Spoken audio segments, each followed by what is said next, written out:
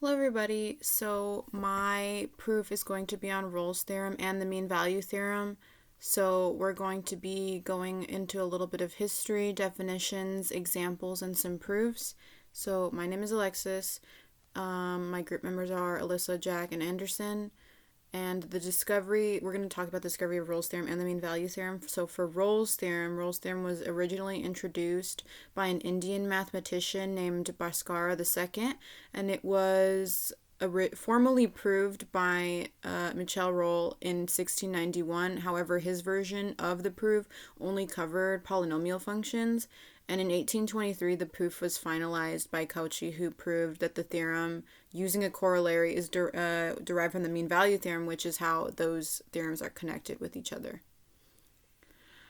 So for the mean value theorem was first proposed by another Indian mathematician named Parmeshwara, and as mentioned before, Rolle was able to create a version that applied to polynomials, but it focused more on a specific case of the mean value theorem, in which the slope of the tangent and secant lines are 0 and f of a equals f of b. So finally, Cauchy, as previously stated, was able to create a more generalized form of Rolle's theorem, from which that point on was known as the mean value theorem, which is the same theorem that is used today. So going into what these theorems state, Rolle's theorem states that if a function f of x is continuous on a closed interval ab and differentiable on an open interval ab, then f of a is equal to f of b. There exists a point c such that on the interval ab, f prime of c is 0. So as you can see here, we have our a and b, and they're equal to each other. So the slope of this line is 0, and the slope of the line at the point C is also 0. The mean values theorem states that if a function is continuous on a closed interval AB and differentiable on an open interval AB, there exists a point C such that in A and B such that f prime of C will have the same slope of the slope of the line a f of a and b f of b. So we can find the slope of that line using the formula f prime of c is equal to f of b minus f of a divided by b minus a. So as you can see, when we have 2 points like this and we use a line to connect them, this is the slope of our secant line, and the slope of our tangent line, which is f prime of c, using the equation, is parallel to our secant line, which is the 2 points. So some definitions to keep in mind before we go into proving and going into examples is talking about when things are continuous. So a function is continuous then when there are no holes or jumps in between it. And if we're looking at a specific interval, it has to be continuous within that interval. It doesn't have to be continuous at the whole thing, but it's important that it's continuous within the bounds that it states. And you can see our continuous function has no holes or jumps, while our discontinuous function right here has like 2 points on the same area, and then they have jumps like this. We can also say focus on when things are differentiable. So differentiable basically means you can pick a point within the function, and the derivative for that point will also exist. So for intervals, it just needs to be within that interval. And we also need to talk about opened and closed intervals. So we're given a specific range according to the xy plane, and an open interval is when the boundaries for this interval are not strict, but it does not include the endpoints and it's listed in the form AB with regular parentheses. A closed interval, on the other hand, is when the boundaries are extremely strict and you cannot leave the interval, and you must include the endpoints written in the form AB with hard brackets. And you can see we have those two examples. For closed intervals, we have a filled in dot, and for open, we have a open dot. And you can have a mixture of it being closed on one side and open on the other. Okay, so we also need to talk about the secant and tangent line. So the secant line of a function is the slope between two given points, which is what I showed before when showing you the mean value theorem. And the tangent line is related to the derivative of the function and follows a rate of change for the function overall. So it can follow the way that it's going instead of just focusing on 2 points. The other thing that we need to focus on is local max and min. So in our functions within our specified intervals, the local max and min refers to the graph when the graph curves up or down and it's either the highest or the lowest point in the interval. Finally, we need to keep in mind point slope form. This formula is used to find the slope of a line, and the formula is y minus y0 is equal to the slope, which is m, times x minus x0. Alternatively, if you're given 2 points in a function, you can calculate that slope using m is equal to y2 minus y1 over x2 minus x1. So we're going to be going over our first example, which is based on Rolle's theorem. So let's suppose we have a function f of x such that it equals negative x squared plus 4x minus 2 within the interval 1, 3. So the function itself will appear as follows, which is an upside down parabola. And you can see the way that it looks. And we can also see that it's continuous and differentiable on the given interval. So according to our interval, which is our f of a has to be equal to f of b, which we can see is true because when x is 1, which we get the 1 from over here, our f of 1 is equal to 1, and when x is 3, also given here, our f of 3 is also equal to 1. So our slope, which is the line from a to b, is 0, and this is our secant line, and we can verify that using our slope formula right here. But as you can see, when it's 1 right here, and when it's 3, it's 1. And when you connect the 2 points, it is a slope of 0. Okay, now we need to suppose that there is a point C within the graph such that when we take the derivative of the function and plug our interval into it, the slope of that point, which is the tangent line of the function, will also be 0. So we have our formula right here, and since the interval is 1, 3, we can use that for our function by plugging in our intervals. We can start with the left-hand side, which is when x equals 1. We plug it into our function, and that gives us a 1. And for f of 3, we can plug that into our function, and it also gives us a 1. So when we plug it into the formula, we get 1 minus 1 over 3 minus 1 and 0 over 2, which is 0. Now we need to take the derivative of our original function that was given to us at the beginning. So the derivative of that function is negative 2x minus 4, but because we are looking for our c, we need to replace the x with a c. And we also need to set it equal to 0, which we get the 0 from when we plug it in right here. And when we isolate c, we finally get c is equal to 2. And now that we have our c, we can use our point slope form to determine the slope of the tangent line. We stated that the slope is 0, so when it's multiplying to this x minus 2, it will just cancel out and the whole slope was 0, and we get our y is equal to 2, which is technically our slope. Like x was removed from the equation, so the slope of the tangent line is 0 at y equals 2 because it's just going to be constant. So it's the point that we're focusing on, our c is 2, and when it's 2, our y is equal to 2, and it just keeps going on like that. So you can see that, and also worth mentioning that you can tell that they are parallel, which is important to the mean value theorem, which is in the next example.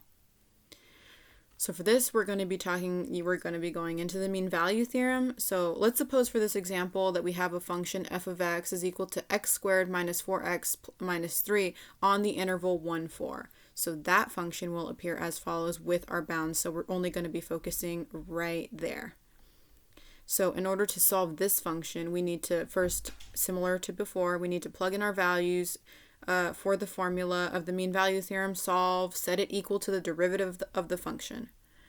So we have our equation right here, and since the interval is 1, 4, we can find our function by plugging in each endpoint into the function we were given. So we're going to start with our x equals 1, which is what we have right here. So when we do that, we get a negative 6.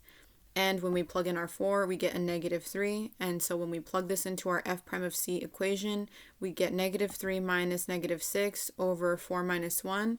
And it's 3 divided by 3, which is 1. So the slope of the secant line is 1.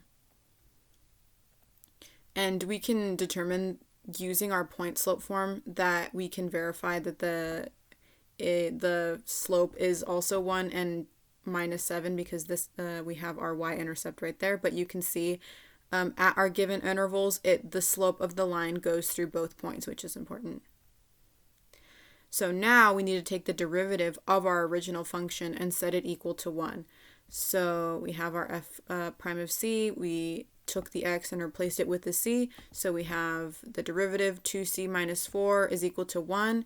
And when we isolate our c, we get 5 over 2.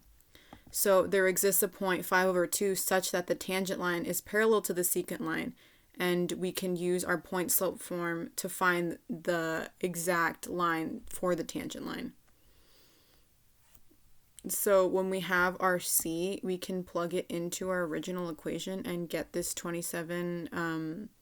negative 27 divided by 4.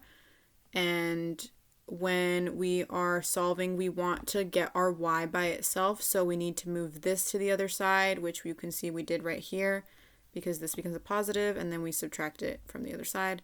And you don't have to distribute, but I think that it looks nicer when you distribute, so our slope of the line is x minus 37 over 4. And if you look at our graph, you can see that both the secant and tangent line are parallel. So this is our secant and this is our tangent at the point right there. This is 5 over 2. And it hits right here. So when it's 5 over 2, y is negative 27 over 4. Okay, so now we're going to go more formally into our proofs. So this is the proof for Rolle's theorem. You can see I have its general graph right here. But in order to start Rolle's theorem, we need to recall that in order for it to even work, we need to assume that b is larger than a and f is continuous on the closed interval ab and differentiable on an open interval of ab such that f of a is equal to f of b. It's also worth noting that we'll mention the extreme value theorem, which states that if the function is continuous on our closed interval, then the function has a maximum or minimum in the interval such that the minimum is less than any other x point that we have in our function, and our maximum is greater than any other x that we could have in that interval. And we also need to pay attention to Fermat's theorem, which states that if a function is differentiable on an open interval ab, then f of x has a max or min at the point c such that our f prime of c is equal to 0.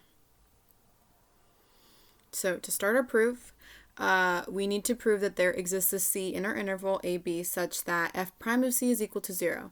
Since f is continuous via our requirements for the proof and our graph above, we know that our f of x contains a local max or min, which we'll label big M and little m respectively. And let's also state that our f of a is equal to f of b, as you can see right here.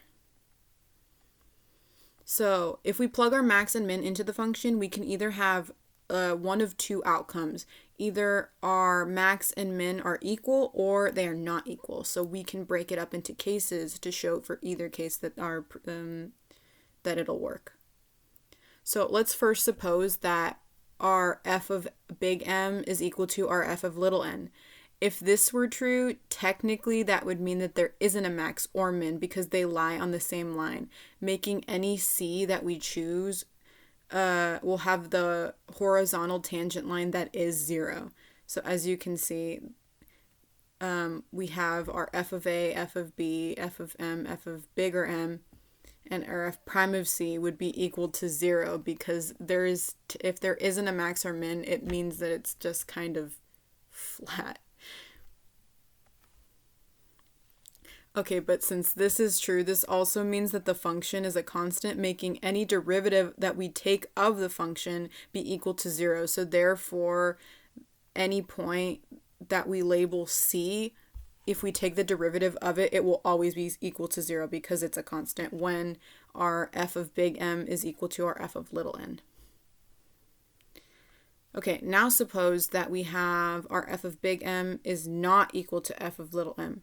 This can be broken into two subcases where our f of the max is not equal to our f of a is equal to f of b, and another case where it is, and we'll do the same thing where for the little m, basically.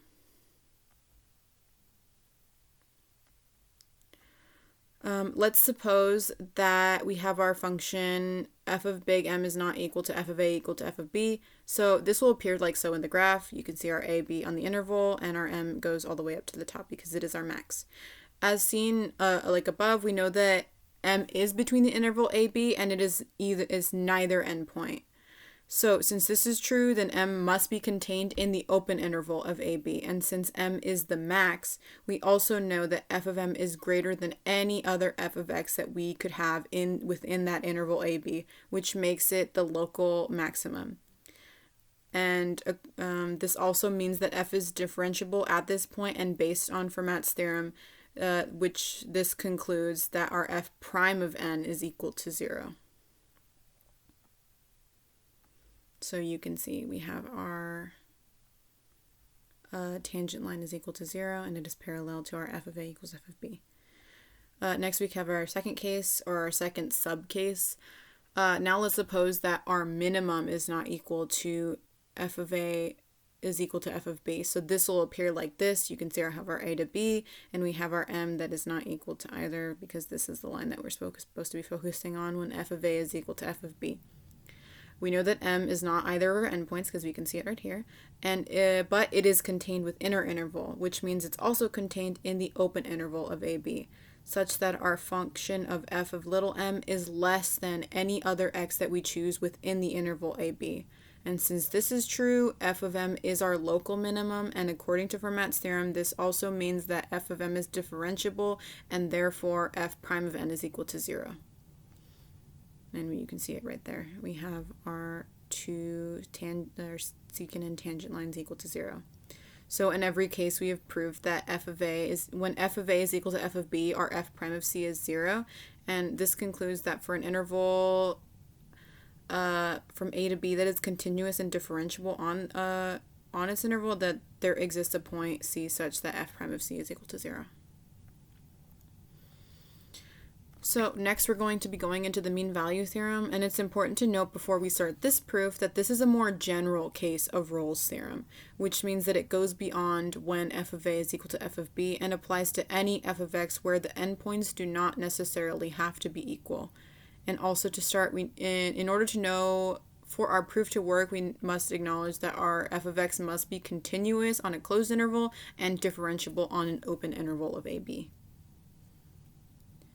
So to start off with our proof, we have to assume that the function is both continuous and differentiable on the function on the closed interval AB and open interval of AB respectively.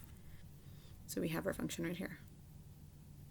Now in our equation, we have the 2 points a f of a and b f of b such that there is a line that intersects both of them, creating the secant line. And then the secant line, I know that this equation is coming a little bit out of nowhere, but this is the formula for the secant line of these points in the general sense where it goes through them. So our function is y is equal to f of b minus f of a over b of a times x minus a plus f of a. Now, from the graph, we need to consider our distance from the secant line of the function, which we'll label d of x. You can see right here. This is the distance. So in order to calculate the distance, we need to subtract our y from the function f of x like so. So our d of x is equal to f of x minus what our y was equal to, which is the f of b minus f of a over b of a times x minus a plus f of a. So according to Rolle's, we can note that d is continuous on our interval and differentiable on our open interval, such that if d of a and d of b are equal to 0, therefore our d prime of c is equal to 0. Since this is true, we can take our derivative of d, and that will cancel out this, because this is a constant, this is also a constant, and when this is just a sole x, so when we take the derivative, it just equals 1, which leaves us with this and this. And this will be the prime of that function. And since we stated that exists a c in AB such that our d prime of c is 0, we can plug that into our new equation and thus get d prime of c is equal to f prime of c minus f of b minus f of a divided by b of a. And because we stated that it's 0, we can substitute our 0 and move the f prime of c onto the other side, and thus get our f of b minus f of a over b minus a. and thus we get the theorem for the equation which completes our proof. And therefore, for an interval AB that is continuous and differentiable on its open interval, there exists a C such that the f prime of C is equal to our equation f of B minus f of A over B of A. So that concludes our proof, and I hope you guys enjoyed, and I put a little happy St. Patrick's Day and a St. Patrick's Day like little potion, and also here are my references. For the homework, I believe that there is just one example and the others just reference some of the theorems that we went over in this proof.